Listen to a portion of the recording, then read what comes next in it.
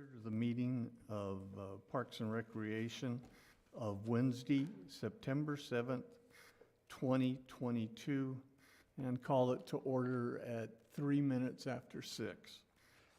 May I have, we can do the Pledge of Allegiance.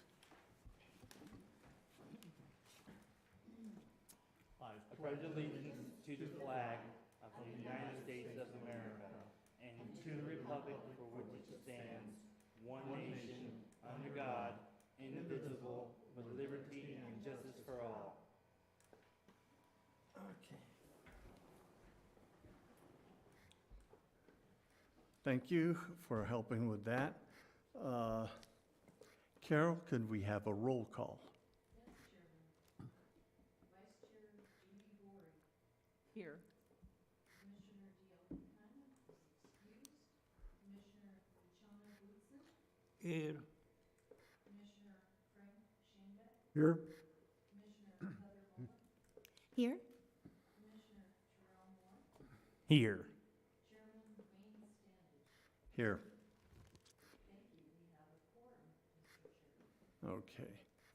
The commission may at this time take single action on any or all items listed as consent agenda items. Any member of the commission may remove any item from the consent agenda for discussion and cause a separate vote on the matter later in the agenda.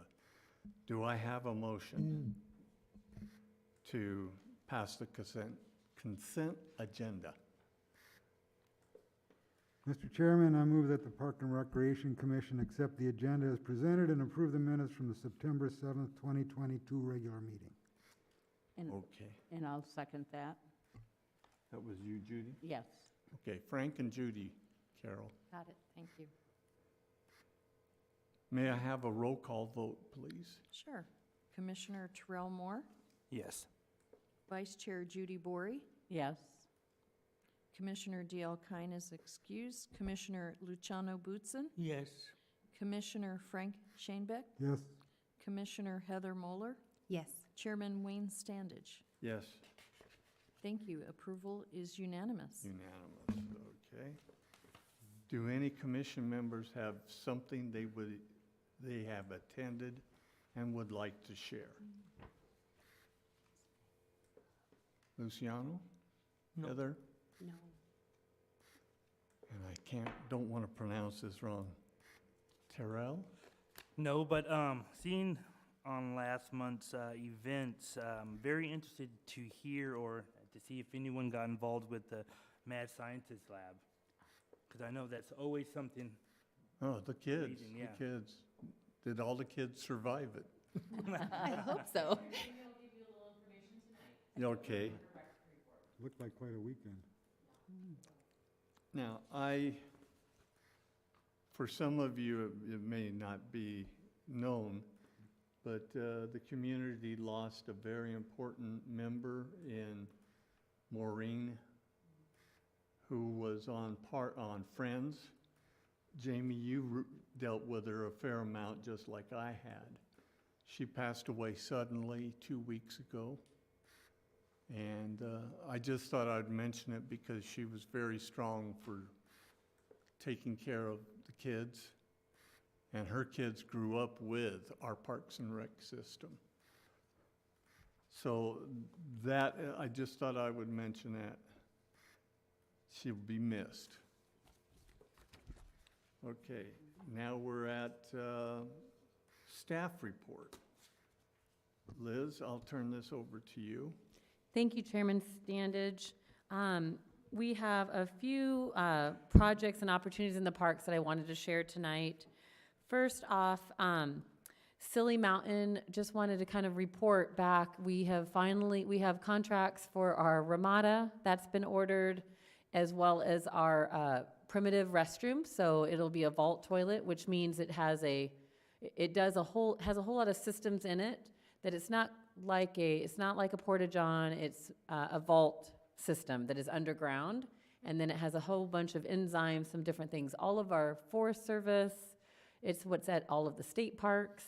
So that has been already, it's on order. We should be getting that shortly. I would imagine that just with these long lead times, we are looking at, the beginning of the year that'll be here, but we have, those are all finalized and purchased.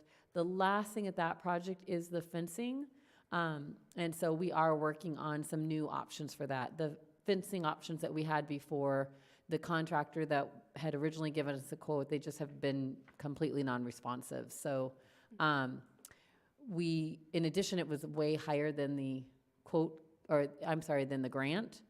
And we were really struggling to get some other prices. I think some areas are starting to even out a little bit more now. And so we did go and look at a bunch of other trailheads that Pinal County has done along their CEP trail. So we have some other options too right now. So we have plenty of time. This grant that funded Silly Mountain's 3 improvements is the State Parks Recreational Trails Program Grant.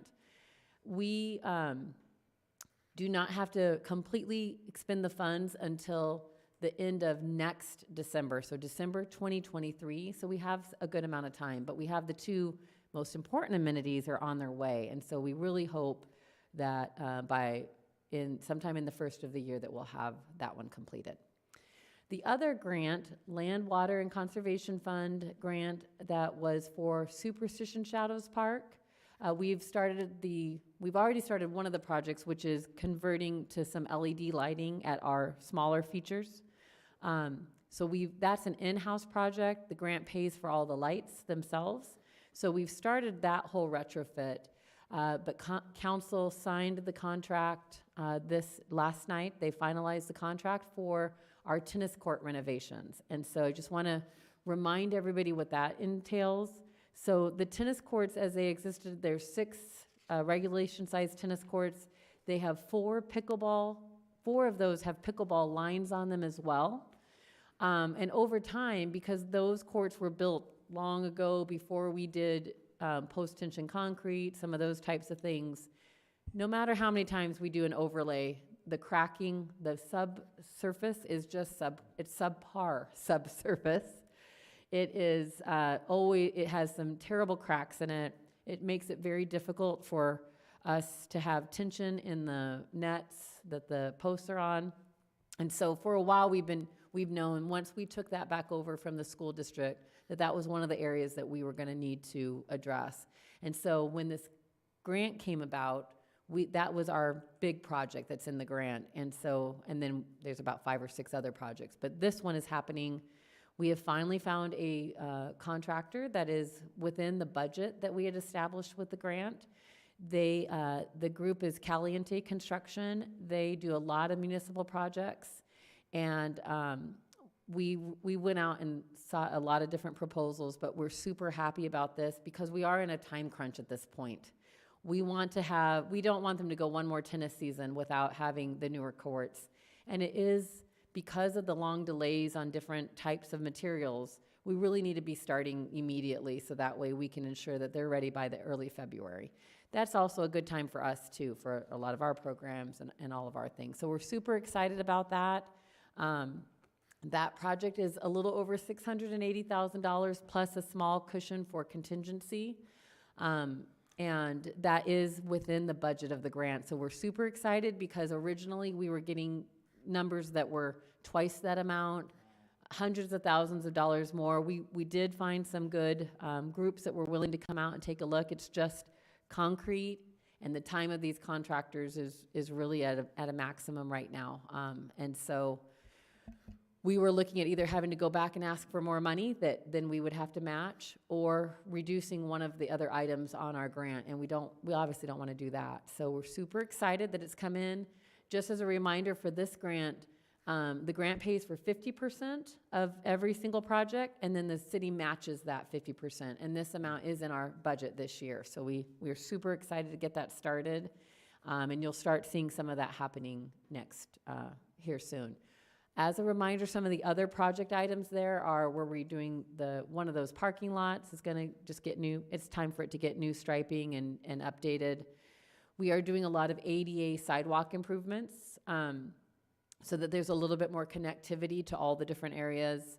We are putting in fitness equipment around the walkway, and so that's so that there's a circuit training fitness there, as well as a little bit more equipment in the playground itself. This grant will pay for, like I said, all the LED lighting of our smaller amenities, the skate park, the tennis courts, and all of our walkways. And then it's also going to be funding to completely replace the skate park fencing. That we did some minor modifications a few years ago during COVID that our guys could do in-house, but we've known all along that was going to buy us a few more years, so this grant will help us to take care of that. So very excited about getting that grant started. That grant, we have 3 years to use the money, so that one we have a little bit longer, and we're just kind of trying to do it per our budget so that we can manage the expense that we're going to be responsible for. It's a little under $1 million. It's about $1 million that the grant is, and so the city overall is, going to be contributing about $500,000 towards all of those amenities, and then the grant pays for the rest of them. So that's super great news. So that was Silly Mountain and Superstition Shadows amenities. Prospector Park, right now we are replacing some of our oldest playground structures at both Prospector Park and the Complex Park in front of the Multi-Gen Center. There's a small structure there that is very old and it was not compliant anymore and in a lot of our safety regulations. So our guys have already taken that out, so that way we don't have any risk of injury there, but we are also working on a grant for that one that we know we're already eligible for and receiving. So through one of our playground vendors, they have basically it's a 50-50 grant, and they'll be funding half of it. We budgeted about $125,000 to be able to do a little bit of shade at Prospector Park, as well as a new structure, and so we're going to be able to do all of that, plus the city complex park that's in front of the Multi-Gen Center. Our contribution will be around that much, and we were able to find a playground structure that we could afford with the matching funds. So that will be happening this year as well. We're just finalizing the structures, and then we hope that will be in by spring as well. Real well done, whoever chased down all that money. Yeah, so we have definitely been working hard to kind of try to find every way that we can kind of match the funds that we do have. We have a wonderful grants person, Misty, in our finance department, and so she's been very helpful also along the way with some of these. That's a good deal. Tell her thank you. I sure will. And then one of the park projects that's happening this weekend actually is our Make a Difference Day activities. I don't think Jamie's sharing about, are you sharing a little bit about that? Okay, good. So Make a Difference Day is the Apache Junction Community Development Corporation. They pick a lot of projects in the community, and they do their Make a Difference Day at the beginning of October every year. They invite the community to come out. They'll have 100 to 200 volunteers out that day, and they always pick a few parks as their projects. So we're super happy. They'll be out at Silly Mountain doing cleanup on the Botanical Walk, replanting some of the plants that are missing from some of our signage out there, raking up a lot of our areas. So they'll be focusing on Silly Mountain, the Botanical Walk. They'll be focusing at the Focal Point. They have been repainting some of the lettering on our bricks. So people that donated to the Focal Point brick project, some of those, when they were done long ago, the product is just different now. So it wasn't UV lasered, blah, blah, blah on the bricks. Now everything that we buy is a little bit more, that's a new technology that we didn't have back then. So they go back and they retrace a lot of the lettering for the name, so that way they really pop out, and that's a project that they choose to do. Additionally, we'll be taking out the 2 rows of golden barrel cactus. So as we've kind of talked about over time, we reduced those down to just the 2. We've lost a lot of those golden barrel during the really bad drought time frame. And also some of them are just beyond their life. So out in the desert, they're fine. The big one, as they get too big, they will die, and then new things will crop up. In that setting, some of them are just really past their beautiful life. And Great. so, yeah, so we will be taking out those last 2 rows this year, and then now it will be flowers in all 5 rows like it was whenever that site was originally designed. So that's happening at the focal point. And then at Flatiron, they are going to be doing a few different things. They'll be doing a little cleanup and trimming at the little desert botanical walk that's there.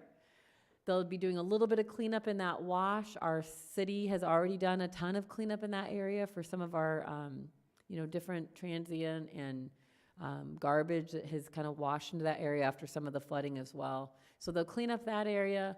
We'll also, our artist who has done our wall, he's going to be doing the other side of the wall. So on the left side of what does it say now? Let the good time? No. What does it say right now? Anyways, from the wording, our positive message, he's going to be doing the other side of that now. And so he's stenciling that in right now. And then we have our youth and other community members are going to come in and they're going to paint the mural. And then he'll come back and he'll kind of fine tune it and get that all ready to go. So that's happening, as well as there's a huge youth project where they're going to be doing a lot of rock painting for some of our little wash areas, and they'll paint those and then leave those in the areas or take them to other areas. That's a super fun thing to do. But those 3 are the city projects, and then they'll also be out at multiple neighborhoods doing a bunch of different cleanups. So anybody that wants to come out, they're meeting at the focal point at 7:30 in the morning, and they're going to try to do a big picture and then send people out to their different locations. So you're welcome to join us. You can stay anytime. I think they'll be out at their sites. They say till noon. I think usually we wrap up around 11. That's usually about how long the project's lost. But you can come out for a little bit, or if you have time, and we just welcome you out there. And that concludes my update for parks. Okay, I do have one question. How did Prospector Park do with the heavy rain? So that last, I think I shared with you guys our last horrible rain. We haven't had one that's as bad as the big flood that the whole city had. They've had a lot of wind damage, but actually the worst part is that Prospector, this last one, didn't get hit too bad, but Superstition Shadows, thank you for reminding me actually, because Superstition Shadows got hit really terribly. Like we lost a ton of trees. A tree took out one of our light poles in our walkway that had to be replaced. Our new bamboo structure that is a play structure, we've had to section off that because that got damaged. We think a mini, some type of a little mini, microburst or mini tornado, they called it, went through some of that area. We lost a huge tree on the west side of the skate park, which offered a ton of shade for that area. So a ton of damage that our guys had been working on. So Just thought I would Yeah, thanks for ask on asking. that. Okay, our next item now is old business. Liz? I'm sorry, actually, I should just keep going. So on staff report, I'll turn it over to Jamie for the recreation part, the upcoming events and activities. Okay. Good evening, Commission. Happy fall. It doesn't feel like it, but I did put a little scent in your bag, so if you need to smell fall, you can smell it. You won't see it or feel it yet, but it's hard to believe that we are wrapping up summer, and we're still working on that. Early summer, you guys had asked for some continued updates on the pool. I don't have all the specific numbers, as I usually get that full report from our aquatic staff in the fall, but I did want to share some numbers with you guys tonight. So we did have 817 swim lesson registrations, including the past September that I know JJ shared with you at the last meeting. Of that 817, 484 of them were different individuals. In our September, almost 50% of those that participated had never participated in a swim lesson yet this summer. So that is a very interesting statistic that now it's September and they're getting their very first swim lesson. We had 10,400 participants in our open swim and our pool events. So our movie in the park, itty bitty, and those open swim days, we were over 10,000, so we're pretty excited about that number as well. So again, I'll have some more aquatic statistics and information for you in November to share with you. Our archery program, we mentioned that we were offering that for the first time, and it did very well that they are offering their second month of archery, so that started last Tuesday, and they're working on an intermediate program to be able to offer at a later date. So their program is growing very much so, and they are very pleased with the location of it, and just the possibility of being able to grow this program even more out at our rodeo grounds. They're talking a junior championship down the road, so that is very exciting. Last month, we announced that we were going to be offering a new event this fall, our Pumpkin Patch Plunge, to be offered at our pool. We already maxed at the 50 that we were programming for, and of course, I've pushed them to take on a total of 75. So we will be taking 75. It's a registered program. They'll be able to jump in the water, pick out their pumpkin, decorate their pumpkin, and have some other pumpkin type activities at that event. So you won't see us advertising it much more because we already know it's going to be full. Upcoming events, we are in event season. There is something every single weekend, and I'm super excited. So if I'm talking too fast, I'm sorry. It's not because I'm nervous. I'm past that with you guys. We're chill now.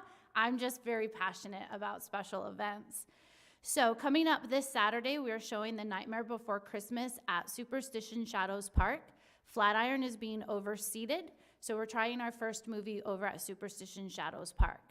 I have connections, so Jack and Sally will be on hand to take pictures before the movie. So if we have any moviegoers, big fans, they'll be out there. And we'll also have Kona Ice out there as well. The 15th is Pretty in Pink. That is done through our fitness team, raising awareness for breast cancer. They do a huge Zumba class. So anywhere from 75 to over 100 dancers come. Terrell, I expect you in a pink tutu out there jamming to some tunes. Okay, we want 8x10 glossies. I promise you chocolate if that happens. Oh, there you go. October. Get the chocolate. I know his weakness. October 22nd is the Mud Run hosted at the rodeo grounds. Again, that's a big undertaking and a great collaboration between our Parks Department and Recreation. Parks helps with all the obstacles and getting the course ready. It has grown in popularity over the years, and it's a great family event. So that's October 22nd. I'm going to take a little bit of time on the Halloween event. So it is October 29th. It is the Saturday prior to Halloween.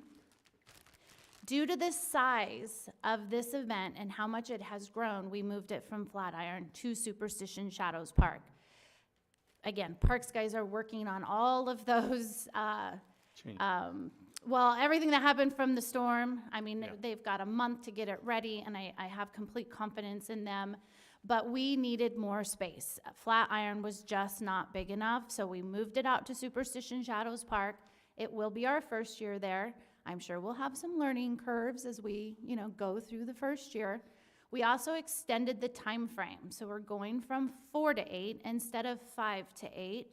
It's a lot of work, and if we're going to do all that work, we might as well give the public as much time as possible to go out there and enjoy that event. So we did extend the time.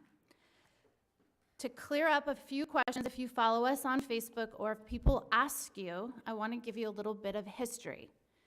30 years ago, when I came to my very first Halloween event at the high school, it was a ticketed event. You bought tickets, and you exchanged those tickets with the nonprofits there to be able to play their games. We went back and forth and in and out of tickets, but we've always charged, or the nonprofits have always been allowed to charge to play in the activities, and they would make a little bit of money off of the event. A couple years ago, we went back to the tickets, so we didn't have to exchange cash. So cash got to be a lot. We were able to pre-sell through the use of friends, and that helped kind of take that cash out of the picture. It has always been free to attend the event. There's never been a charge to actually go. There's never been a charge for the costume contest or any of the contests we have. We typically have a few free booths, either done by Parks and Rec or a nonprofit or a business that just didn't want to charge. That was their choice. And we've always, the trunk or treat, which is, I won't say new anymore, we've done it for a couple of years. The trunk or treat is also free. We are doing tickets again. You can pre-sell your tickets. You can buy them in advance, and we've also added a wristband option. So for $15, you can play as many games as you want. You just have your wristband on. We also, this year, we heard from the public about what if my family can't afford it? $15 per kid, I have 4 kids, that still might be a little too expensive for me. So we opened up the wristbands to be an option for those on scholarship. So if they live in AJ, in the school district, and they have a financial need and qualify, we will sell them that wristband at 50% off. So we are meeting that need also. So we've had some from the public who are disappointed because they're like, this event has always been free, why are you charging now? We've always allowed the nonprofits to be able to charge. I also want to share with you guys where the revenues do go for this event.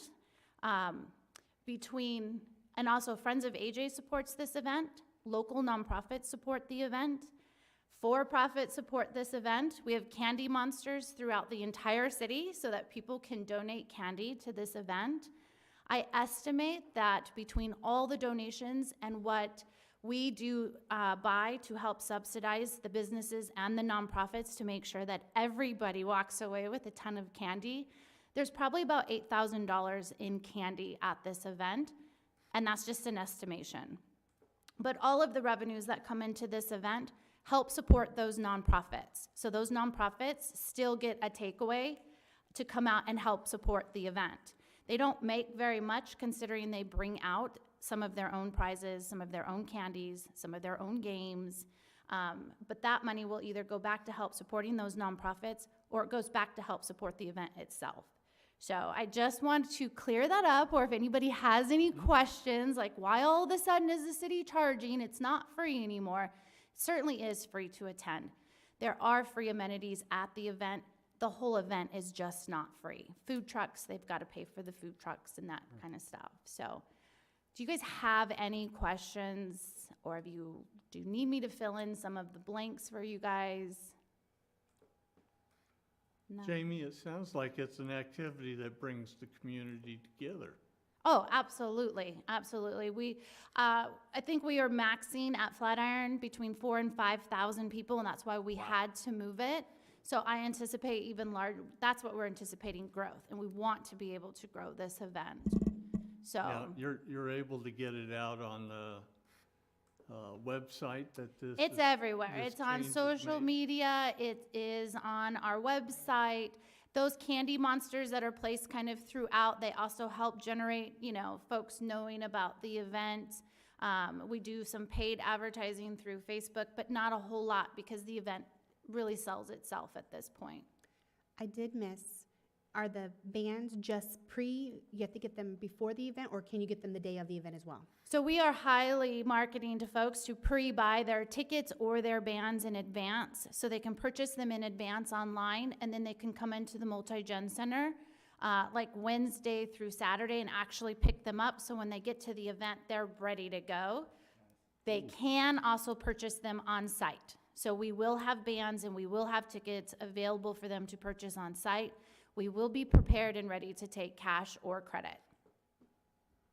That was we went through a lot of tickets last Halloween. So we changed some things up this year to make it more customer service friendly and to also make it easier on our nonprofits. But it should look and feel the same to the customers. Okay. Let me see here. I think most importantly, so we are in need of volunteers every single weekend. So if there is one of those items that you are interested in participating, I welcome you to reach out to myself or Carol and let us know when you are available. Of those, the most important one that we're seeking for is the Halloween event. I promise we've made better changes than last year, and I will not keep you guys, you can tell me what you want to do. If you want to sell tickets at the ticket booth, if you want to give out information, if you want to host your own game, we'll give you the game, we'll give you the candy. You can let me know what it is you want to do. If you want to come out at 7 a.m. in the morning and help decorate the park, there is something for all of you guys. But then lastly, I do want to talk about Mad Science as I talk about volunteers.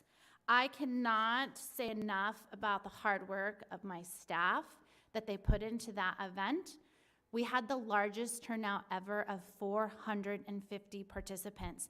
And that's not rec math, that's real math, because I had a clicker, and we clicked them. We clicked them in. Every time they came in, we clicked them. So we know that we had 450 scientists on hand. Again, I'm out there, I'm the first person, and I'm out there and I'm asking and I'm saying, you know, where are you from? Is this your first time? I'm a little disappointed to hear that this is the first time they've been in our building. I'm like, where do you live? But then they're like, I live in Gilbert, I live in Mason. I'm like, well, move to AJ because this is what you get when you live here. So it was amazing. They turned 30,000 square feet into a mad scientist labs. The kids rocked it, the staff rocked it. Unfortunately, so did the fire department because they beat us in exploding watermelons.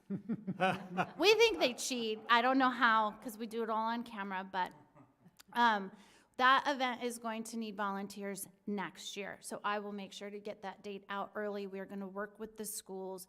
We're going to work with some of our local partners on water conservation and recycling and renewable energy, because the number one thing that came back on our surveys that people wanted was they wanted more connection with older scientists. So we had a lot of standalone where people could come and they could do their experiment on their own, but they want that interaction with somebody there with them. And we obviously, when you are putting out over 100 science experiments, we don't have the staffing to do that. So we will be reaching out and asking more from the public on those. I am gonna end with, at the end of the night, a gentleman came up and he was kind of telling us that he moved to AJ 2 years ago from Chandler. And the conversation started, to me, I immediately got defensive the way he started it. It was like, we had to move to AJ from Chandler. And I'm like, and he's just like, but when we got here, I've never felt more at home than anywhere else. He goes, we were here during COVID, and I was so surprised at how much there is for our kids to still do, how much there was for my wife and I.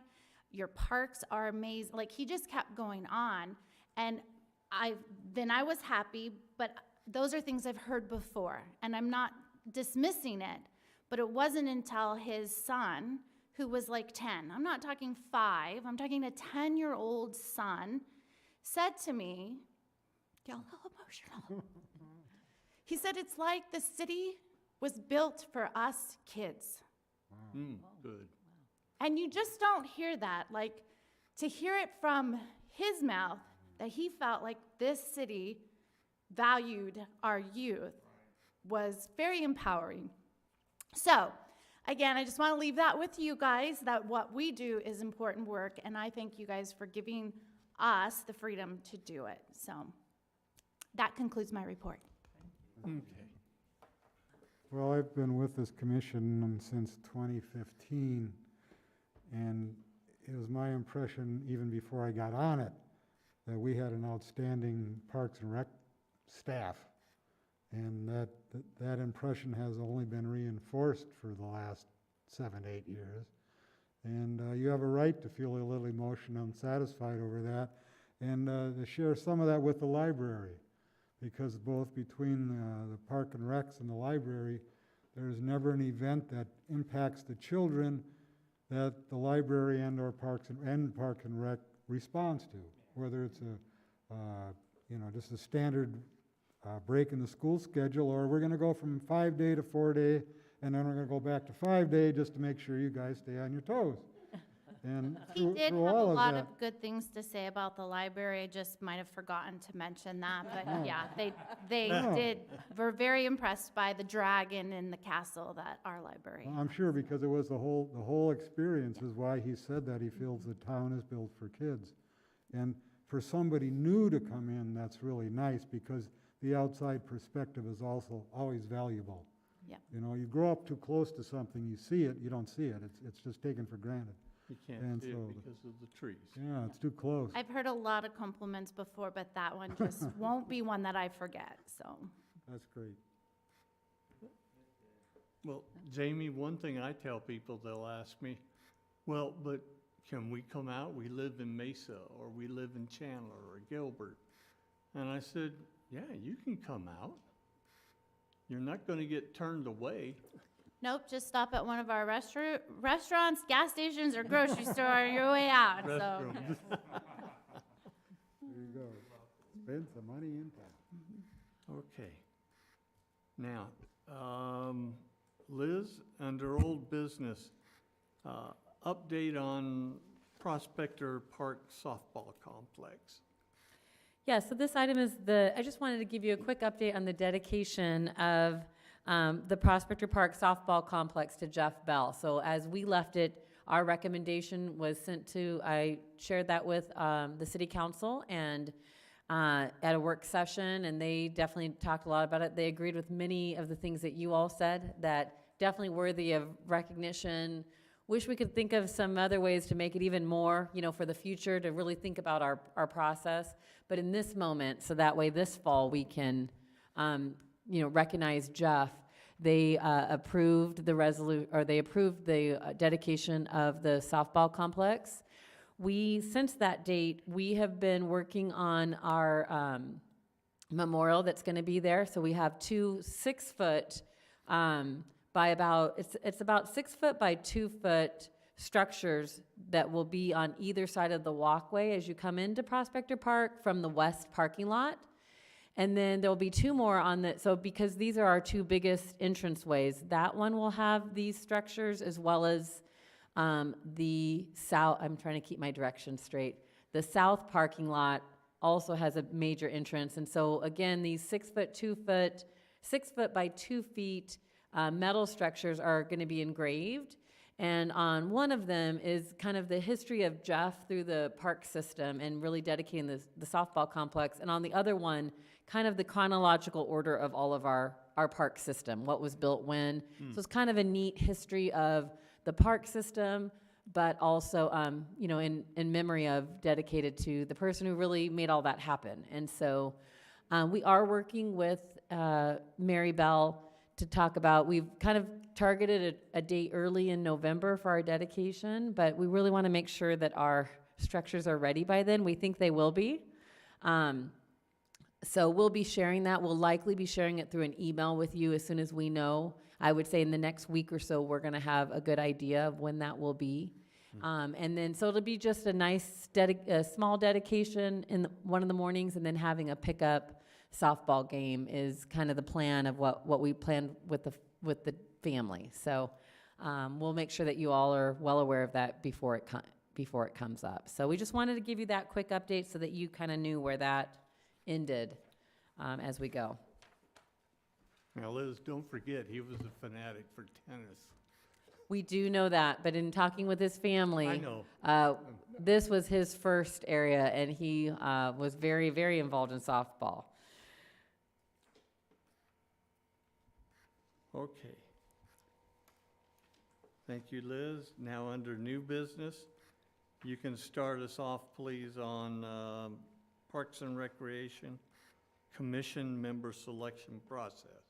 Yeah, so we just wanted to kind of share, the city council has kind of updated their process. They updated it last year, and I want to kind of go through that process with everybody here.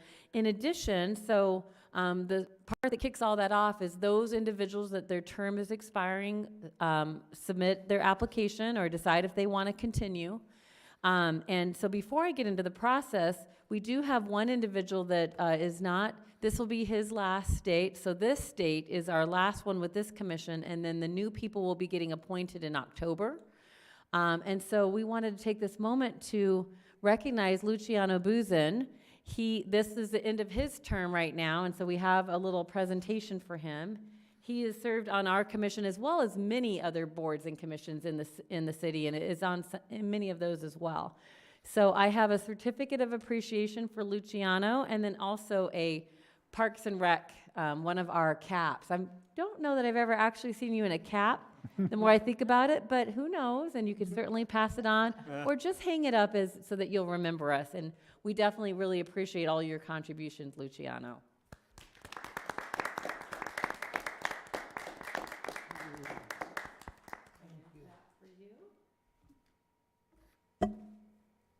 Oh, There we nice. Styling, styling. Get a photo. She's gonna take a picture. There you go. Wonderful, thank you. It's celebrity. So that one of the things about the process is that it's always a little challenging because especially as people are putting in, we don't know who's going to be with us the next time. Unless they didn't apply, then we kind of know that this will be the last date. And so we haven't done a great job over the years of being able to say goodbye or to recognize those folks that have been with us this long. So we want to make sure that we're able to do that this time. The way that the commission process works, and those of you that went through it last year kind of have an idea. In October, at the October 17th meeting at the work session, the council will take all of the applications. People were given the opportunity to put what boards and commissions they were interested in and rate them in their preference order. And then they'll come to the work session and the council will ask them questions and do a public interview with everybody that is applying. Those individuals that are up for renewal, so Heather, I think you're up for renewal and you put in an application. Heather's our only other current one that is expiring this year. So they'll get interviewed, and then on the next night, the Tuesday night, they'll actually do their nominations and they'll elect. I will tell you, it feels a little awkward at times because they're not allowed to really converse or talk about how they want to. They're not supposed to talk and converse about who they're going to pick for anything.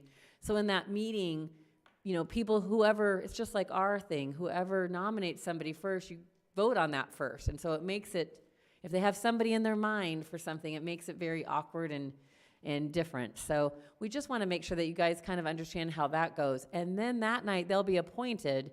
And then our November meeting is the first meeting that if Heather is reappointed, then she'll just continue. If we have a new individual, so Luciano's seat is up now, and so whoever new is selected, they'll start in November and they'll get sworn in at that November election. So we just wanted to kind of share with you that that's how that works.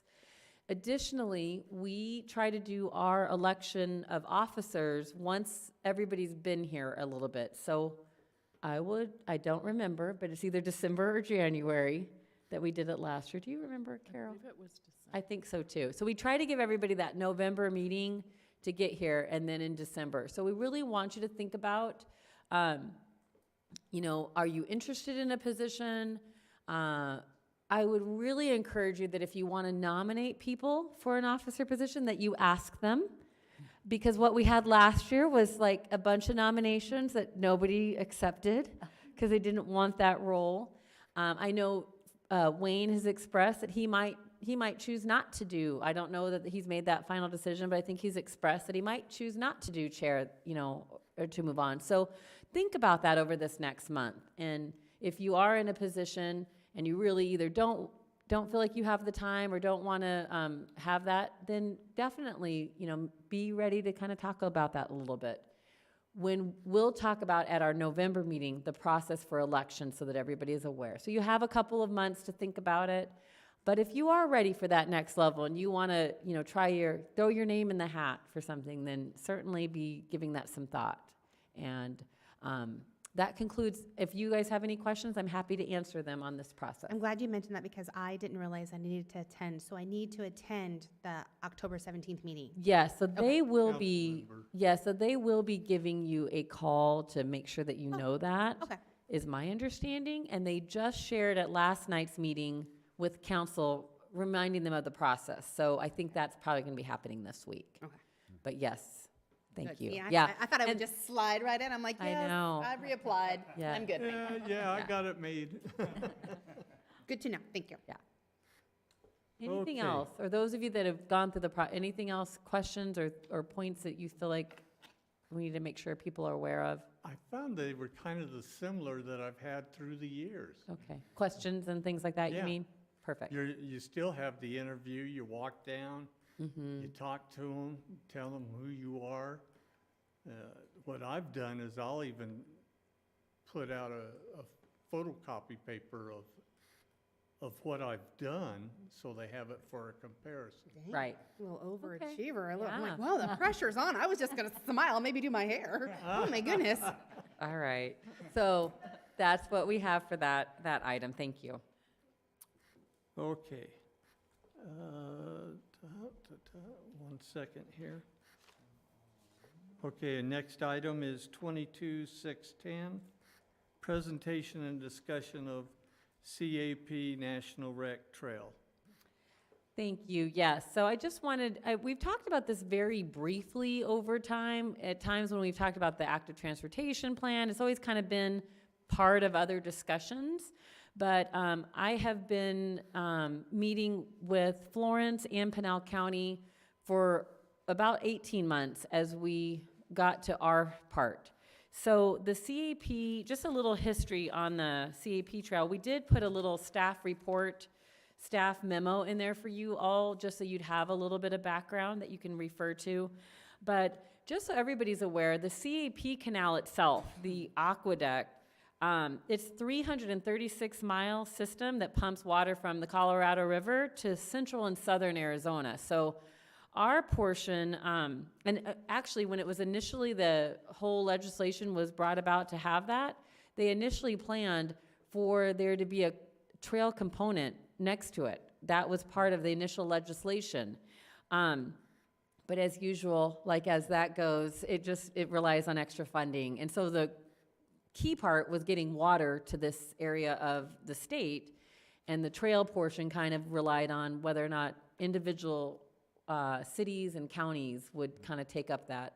And they were kind of expected to just do it on their own. So many cities have done their little portion, especially in the Maricopa County portion, but it's all a little bit disconnected. Pinal County, I think all of the counties have gone through a planning process for that. Pinal County in 2015, Pinal County completed the master plan for their portion that stretched all throughout Pinal County. It starts down at the border between Pinal County and Pima County in the Picacho Peak area, and then the Pinal County portion ends in Apache Junction. And so a whole master plan process happened leading up to 2015, and then they adopted the master plan. And over the last 18 months, Kent Taylor, the Pinal County Parks and Open Space Director, he has been leading meetings that Florence Parks and Rec and I have been attending with all of the other landowners. So they save the best for last. So phase 3 is the final phase of Pinal County. They've already completed phase 1. I think my understanding is that it was a 12 to 14 mile portion. They are in design phase and getting ready for construction of the portion that goes from about Coolidge to Florence. And then this section from Florence to AJ is really the toughest. There's almost 30 landowners in that area, or land leases and things like that. They've got 2 railroads, the National Guard, there's Bureau of Reclamation, BLM, Arizona State Land, all of the cities, all of the counties, and then so state trust land, the CAP Trail organization. So we've been meeting with those folks to say, here's the master plan, you all participated in this. What changes from 2017 are you concerned about? Can we keep moving forward and getting to the next phase, which is design? And so all that was complete. And the next step was for the cities, the 2 cities and the county, to form our intergovernmental agreement to start the process for design and development. So last night, council did their final adoption of the IGA, or of the resolution to sign the IGA with Florence and Pinal County. And basically what that means is that we'll start our next step, which is the county will hire the architect that will do the design. We'll start the entire environmental all of the environmental clearances and cultural studies that have to happen. And the county is gonna take the lead on the entire portion, because it's their project, just in our areas. And the cities are on board for their proportionate share. So if you look up there, the CAP trail length of this section is a little under 40 miles. The county's portion is a little over 27 miles. Our portion is just under 7, and Florence is just over 5. So when we talk about costs, basically we'll do our proportionate share. During the design process, we have an amount not to exceed $45,000 that we have to contribute doing that, which is a really great amount. They're gonna use, they already have a lot of this nailed down from their previous sections of the trail. And so we're really excited about that. Once the design is done, that will get us a estimate on what it's gonna cost to construct, and then what phases anything is gonna happen. So don't expect that, there's gonna be this mass construction right away. We might learn that it costs $3 million to do our part or something, and so we'll talk about phases. One of the neat things that Nick Blake and Jeff Bell and our Parks and Rec Commission, when this was discussed and brought back to them during the master plan, is that because Jeff and Nick and Chairman Standage, you might remember some of this, you guys might have weighed in on this, but so this is all out, you basically have to, it's a point to point, and so you either have to go out and then come back on the same trail, and that could be rough. Thinking that we might never, they might not get done down here yet. When we want to get started, we want to start and have a good trail system for our community. And so they kind of planned this loop in it, so that way people could do a full loop. We could do some things while we're waiting for the rest of it to get built.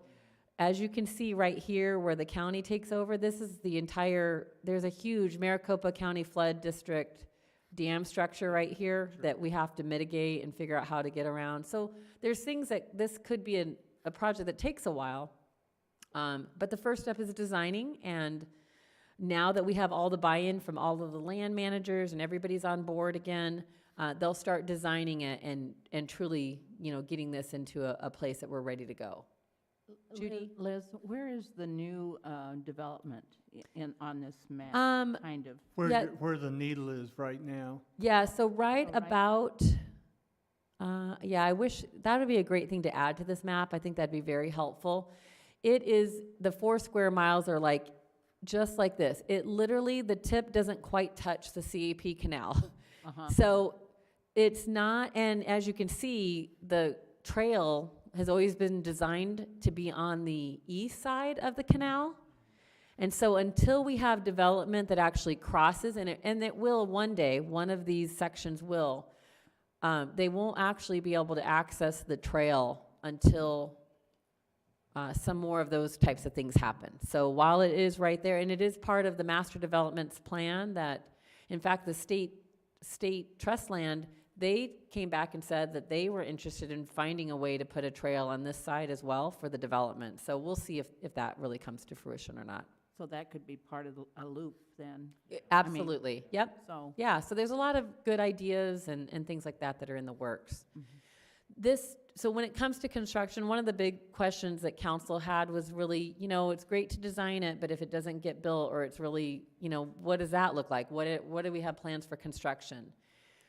So even in this design, we will be working with MAG and their active transportation committee to go out for funding for some of that design work, but also they have construction dollars at times. We also have access to many state parks grants that could help us with sections of this. So Kent Taylor's actually on a couple of those boards, and so he's definitely has those on his radar of what's available. The other part, though, is that this is not trails that are like we're blazing a trail through mountain.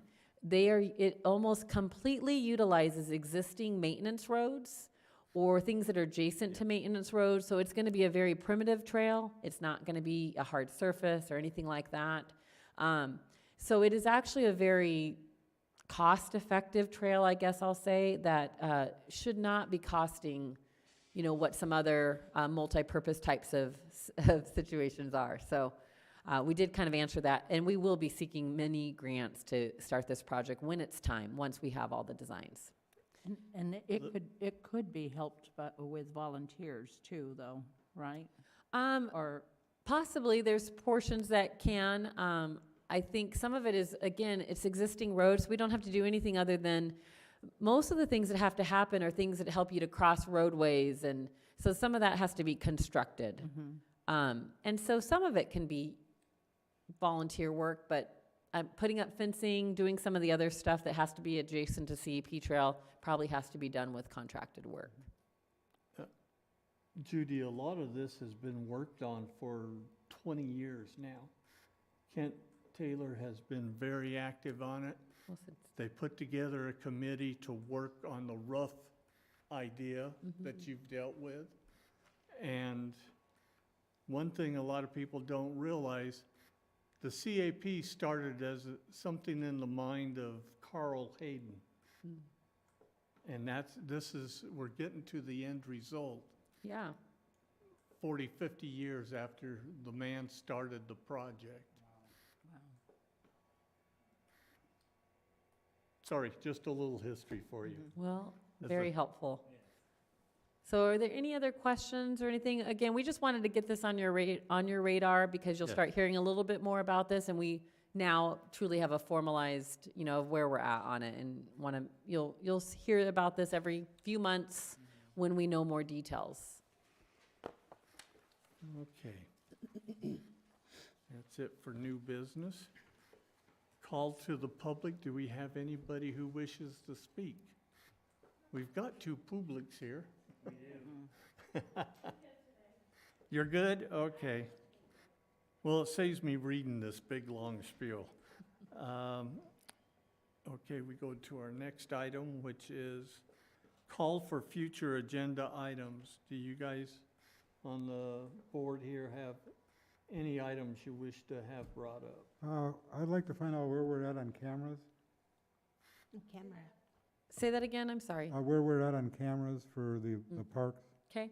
Cameras. We can get that on the agenda and discuss that, please. Yes, we can definitely do a map, and then also talk to you about some of the future plans that our IT department is so we'll add that to the next meeting. Thank you.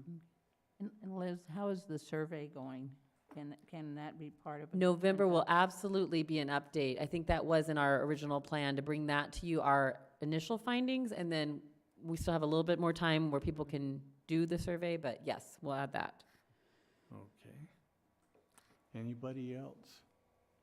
Heather, you're taking copious notes. Don't say that. I think they can call for that stuff. Don't do that. So I apologize if this has already been addressed and I just am out of the loop. But the art for the dog park, is there an update that, why'd you look? No. No, I was like, I- man. I can definitely, we can add that as an agenda item. Okay, good. Okay. Okay. Judy, you brought up, what was it, the survey, right? Frank, you brought up the cameras. Cameras? Anybody else have anything? Well, what I gonna say, it was a pleasure to work with you all these years. Tonight is my last night. I just find out. I was not aware of it. I thought I got nominated, somebody told me nominated. I didn't have to put myself on the vote, so I didn't put myself on the vote. Maybe that person didn't want me over here, simple as that. Well, it had to be a reason why he didn't want me to put me on the vote, because I gotta be nominated, which I found out tonight, I was not nominated. So it was a pleasure all these years of working with you people, and I wish you all the best. Thank Oh, you. thank you, Luciano. Yeah, to all of you here, every time it comes your 3-year time frame, you've got to resubmit an update. That was just the application, so I'm glad that we have to go to the know that I go to the meeting. I was like, oh, I just thought I would just slide that right in there. Yeah, there you go. Okay.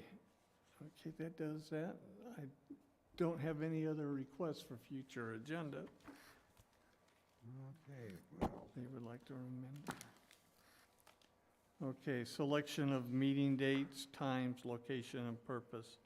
Our next meeting is to be held November 2nd, 2022 here in the council chambers.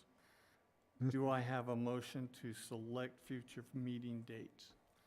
Yes, Mr. Chairman. I move that the Parks and Recreation Commission hold a regular meeting on November 2nd, 2022 at 6 p.m. in the City Council chambers located at 300 East Superstition Boulevard. I second that. Okay. You got them, Carol? I do. Okay.